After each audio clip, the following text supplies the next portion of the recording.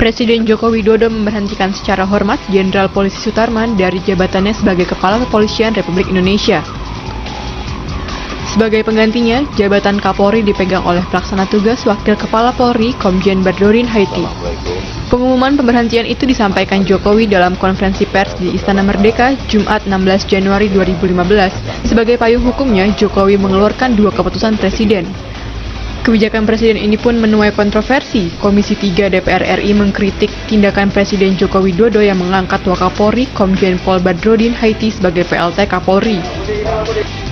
Ketua Komisi 3 Aziz Syamsuddin meminta Presiden untuk segera menentukan Kapolri definitif karena PLT dianggap tidak bisa menjalankan tugas Kapolri seutuhnya. Sementara itu, pengamat tata negara Margarito Kamis menilai, sikap Presiden Joko Widodo yang menunda pelantikan Komjen Pol Budi Gunawan yang telah dipilih Presiden dan disetujui DPR sebagai Kapolri bisa berdampak pada pemakzulan. Margarito menjelaskan ada 3 alasan Jokowi bisa dilengsarkan oleh parlemen. Pertama, Jokowi memberhentikan Jenderal Sutarman sebagai Kapolri padahal masa purna tugas Sutarman baru berakhir Oktober nanti. Alasan kedua, lanjut Margarito, mantan wali kota Solo itu tak kunjung melantik Komjen Pol Budi Gunawan sebagai Kapolri, padahal DPR sudah menyetujui Budi sebagai Kapolri. Jokowi malah melantik Wakapolri Komjen Pol Badrodin Haiti sebagai pelaksana tugas Kapolri. Margarito menilai sebenarnya Jokowi bisa melantik Budi lalu menonaktifkannya untuk proses hukum. Celah pemakzulan terakhir yaitu Jokowi punya waktu untuk menyurati parlemen tentang penarikan pencalonan Budi sebagai Kapolri, tapi mantan Gubernur DKI Jakarta itu tak melakukannya juga. Di pihak lain, Komisi Pemberantasan Korupsi tampaknya setengah mendukung sikap yang diambil Presiden Jokowi ini.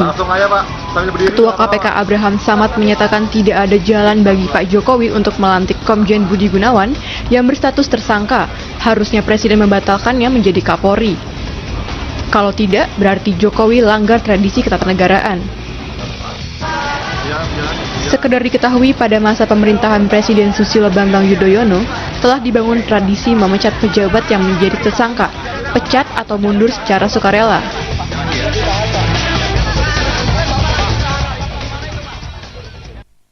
Pemirsa, meskipun langkah Jokowi untuk menunda pelantikan Budi Gunawan sebagai Kapolri ini banyak juga yang mengapresiasi karena dianggap merespon status Budi Gunawan sebagai tersangka KPK, namun banyak juga yang mengkritisi, menganggap langkah Jokowi ini tidak berdasar hukum dan justru menimbulkan ketidakpastian hukum. Itulah yang akan menjadi tema perbincangan kita malam ini, dan di studio sudah hadir narasumber. Yang pertama ada Pak Nasir Jamal, ini anggota Komisi 3 DPR dari fraksi PKS. Selamat malam. Nasir Jamil. Nasir Jamil. belum jadi Jamal. Belum Jamal. Artinya tapi karena Jamal tuh onta artinya. Beda jauh ya. Baik. Terus kemudian ada Firman Jaya Daily, dan bener kan? Politisi PDI Perjuangan. Daily ya? Daily, bener, jangan disalah-salahin terus dong saya. Daily. Selamat malam Pak Firman. Dan kemudian Pak Refli Harun, pakar hukum tata negara. Selamat malam. Kalau saya benar, malam juga. Refli, bukan Rafli. Oh iya, Refli. Selama ini Daily ya, namanya Daily ya. Bagaimana kalau kita mendiskusikan itu? Ini tidak jadi soal Kapolri. Baik, saya ke Pak Nasir Jamil dulu ya. Nah ini Pak Nasir, mengapa Anda menganggap ini justru penundaan pelantikan ini menurut Anda justru Anda meresponnya sebagai tidak berdasar hukum, atau justru seperti pihak lain menganggap ini adalah langkah tepat dari Jokowi ya untuk merespon status tersangka dari Budi Gunawan? Kalau dinilai langkah tepat juga menurut saya tidak begitu tepat ya, karena kalau misalnya Presiden Jokowi komit ya dengan keinginannya untuk menyelenggarakan pemerintahan yang bersih dan bebas dari KKN, maka ketika KPK menetapkan status Budi Gunawan sebagai tersangka, ya tentu Presiden harus punya inisiatif yang kuat ya untuk mengubah pikirannya, kemudian memberikan alternatif lain. Sebab Kompolnas juga di samping nama Budi Gunawan juga ada 8 nama lagi perwira tinggi yang menurut Kompolnas juga layak dan patut tapi untuk ini kan menjadi sudah terlanjur Kapolri. disetujui begitu kan? Nah, kalau kita bilang terlanjur, ya itu seperti orang yang mandi harus basah sekalian, kan begitu, nggak boleh setengah basah. Nah, karenanya ketika Presiden Jokowi Kalau mempercayakan masa sekalian jadi sakit ya jangan. Presiden Jokowi sudah menyerahkan, mempercayakan kepada DPR untuk melakukan fit and proper test, ya kemudian DPR sudah melakukannya dan kemudian sudah mengirim nama itu ke Presiden. Nah, lalu Presiden nggak boleh lagi kemudian tanggung-tanggung, ya harus sekalian aja terus. Jadi menurut Anda harus melantik Budi Gunawan meskipun statusnya tersangka tersebut? Ya, jadi begini, ya kan pakar hukum saya pikir paham betul ya bahwa status tersangka itu kan belum tentu dia bersalah sebelum ada putusan pengadilan, ya kan?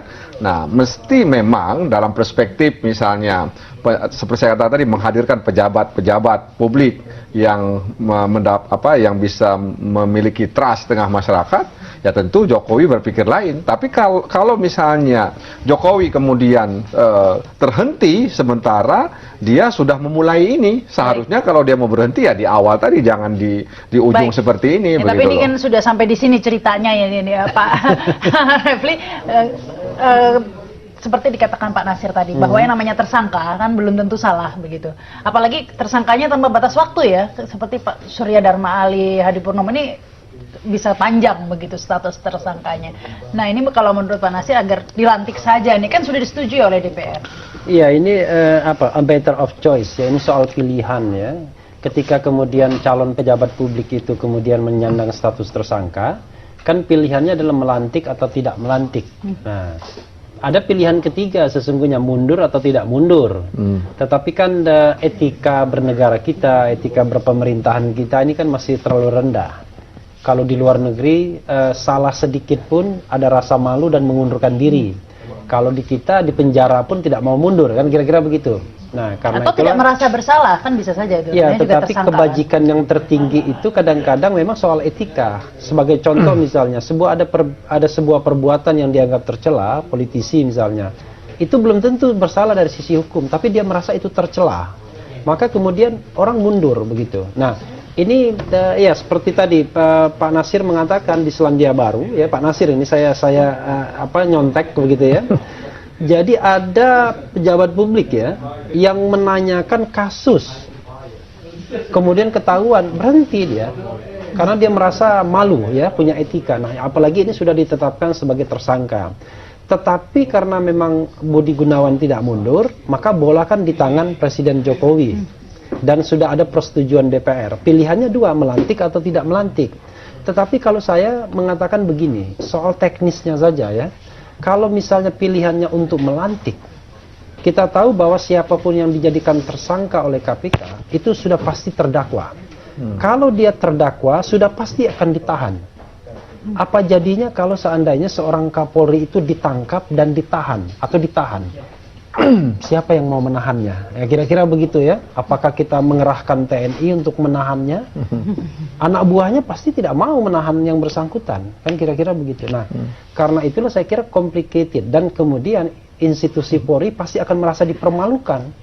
Karena punya Kapolrinya, punya pimpinan tertingginya, yang kemudian ditangkap dan ditahan oleh KPK. Tapi ada juga yang mengatakan ini Pak Refli, bahwa jika tidak melantik atau menunda seperti saat ini, itu tidak berdasar hukum begitu, tidak ada acuan hukumnya. Karena kan PLT ini kan juga tidak ada dasar hukumnya. DPR kan memberi rekomendasi untuk Budi Gunawan begitu. Ya, kan? itu memang perdebatan yang kemana-mana sudah ya. Sebenarnya kalau kita lihat dasar hukumnya begini. Kalau kita mau tarik ke belakang, kesalahannya adalah kenapa tidak ditarik ketika dijadikan tersangka, kan begitu. Tapi sudahlah, karena kita tahu bahwa ada politik yang mendorong terus-menerus Budi Gunawan ini, dan saya kira Pak Firman yang akan menjawabnya nanti, itu bagian Pak Firman ya. Tetapi saya ke bagian hukumnya begini. Ada dua pasal sesungguhnya di dalam Undang-Undang Nomor 2 Tahun 2012 yang sering dijadikan sandaran. Pertama pasal 11 ayat 1, ya 2, 3, 4, pokoknya sampai 4 itu ayatnya, yang mengatakan bahwa yang namanya pengangkatan dan pemberhentian Kapolri itu dengan persetujuan DPR.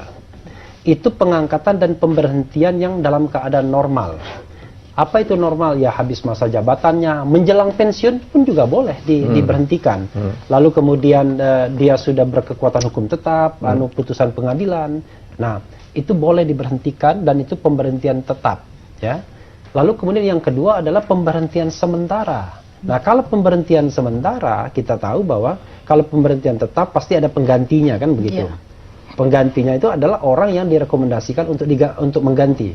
Kalau pemberhentian sementara pasti juga ada pelaksana tugasnya. Kan begitu, itu konsekuensi dari pemberhentian sementara, karena kita tidak mungkin mengganti kalau dia pemberhentian sementara. Baik. Nah, tetapi untuk Sutarman ini dia bukan pemberhentian sementara, dia pemberhentian tetap. Artinya masuk pasal 11 ayat 1. Kalau pemerintah tetap mestinya ada penggantinya. Masalahnya adalah, komplikasinya adalah penggantinya ini sedang dalam status sebagai tersangka, yang dalam kamus KPK kalau sudah jadi tersangka pasti terdakwa. Baik. Nah, sehingga complicated kalau kemudian dia dilantik. Makanya kemudian bahasanya ditunda sampai kemudian ada kejelasan terhadap proses hukum. Begitu. Baik, ini kira-kira. Pak Firman, sudah menjadi rahasia publik ini bahwa pengangkatan Kapolri ini syarat dengan kepentingan politik begitu ya, Pak Firman. Ya, ini kepentingan konstitusional. Saya melihat dari segi sistem saja ya. Ada proses konstitusional, ada proses hukum. Nah, proses konstitusional ini saya tidak menyebutnya proses politik. Yaitu yang pertama, hubungan antara lembaga kepresidenan dan lembaga DPR, dan itu diatur betul dalam konstitusi. Ya, yang kedua, keberadaan nomenklatur kepresidenan itu DPR ada di dalam konstitusi. Yang ketiga, fungsi tugas kewenangan tanggung jawab DPR dan kepresidenan itu ada dalam konstitusi. Yang keempat yang dibicarakan itu adalah soal pejabat tinggi negara, Kapolri. Jadi tidak sekedar soal Budi Gunawan semata gitu. Itu yang saya sebut proses konstitusional, bukan proses politik saya sebut. Nah, sementara yang proses hukum antara penyidik dengan tersangka, bukan hubungan antara lembaga. Oleh karena itu, maka tidak mungkin Presiden Republik Indonesia itu menarik surat itu. Sebab itu udah masuk wilayah DPR, dan Presiden harus menunggu sikap konstitusional dari DPR. Bagaimana dinamikanya, Pak Nasir Jamil menjelaskan itu kepada kita. Nah, persoalan sekarang adalah bagaimana dengan dinamika ini. Ini belum pernah terjadi memang. Lain kalau tersangka selama ini kan tidak ada proses konstitusional. Jadi jangan dipersamakan, beda betul. Nah, sekarang kalaupun Presiden Republik Indonesia melantik, itu menanggapi persetujuan konstitusional DPR. Nah, oleh karena itu, maka yang dijaga itu adalah proses konstitusionalnya, bukan soal Budi Gunawannya semata. Itu yang harus dijaga. Nah, kalau misalnya dilantik, maka silahkan. Itu menjadi langkah yang pertama, dan itu langkah konstitusional. Bahwa ada proses hukum, itu juga silakan nanti. Itu tidak bisa. Jadi ini benar seperti kata Jokowi di garis bawah, penundaan, bukan pembatalan pelantikan. Ya, tentu kan sudah kita dengar bersama. Saya bukan dalam posisi menjelaskan itu, tetapi sebaiknya dalam proses konstitusional ini maka memang harus ada pelantikan. Karena untuk menyelamatkan, untuk menjaga roh konstitusi tadi. Satu kejadian pun tidak pernah terjadi soal begini. Makanya kalau dipersamakan bahwa dulu juga ada tersangka, ini beda ya. Soal tersangka ada proses hukum, itu silahkanlah. Karena kita tidak bisa juga mengintervensi itu. Nah, sekarang misalnya proses konstitusional ini sudah berjalan sedemikian rupa, langkah pertama sebenarnya lebih bagus itu dilantik. Nah, bagaimana dengan sekarang pengangkatan PLT? Saya dalam posisi memperkuat Pak Refli ya, begitu. Kan terjadi kekosongan kepemimpinan di dalam Polri. Polri ini kan memegang senjata ya, yaitu memelihara keamanan, menciptakan keamanan nasional, kemudian juga itu menegakkan hukum. Oleh karena itu maka kevakuman ini harus diisi oleh kepemimpinan sementara. Nah, Bapak Presiden kan tidak melantik Pak Budi Gunawan setelah disetujui oleh DPR. Nah, daripada ini kosong, maka PLT secara jabatan struktural memang Wakapolri itu yang senior. Sama seperti ketika juga Jaksa Agung Pak Basri Arif itu berhenti karena otomatis itu ya. Lalu kan kosong Jaksa Agung, makanya Wakil Jaksa Agung Andi Nirwanto menjadi Jaksa Agung PLT lah begitu. Saya kira bahwa nanti ada langkah-langkah kenegaraan setelah pelantikan Pak Budi Gunawan, itu soal lain. Mungkin dalam rangka merespons soal tersangka ini. Baik. Nah, saya melihat dari perspektif sistem lah begitu. Jadi menurut saya Mbak Rahma, ini proses konstitusional itu yang bukan Pak Budi Gunawan semata ini sekarang. Baik, kita harus break dulu. Kita lanjutkan lagi nanti ini. Pemirsa, ada apa berita akan kembali setelah pesan-pesan berikut ini.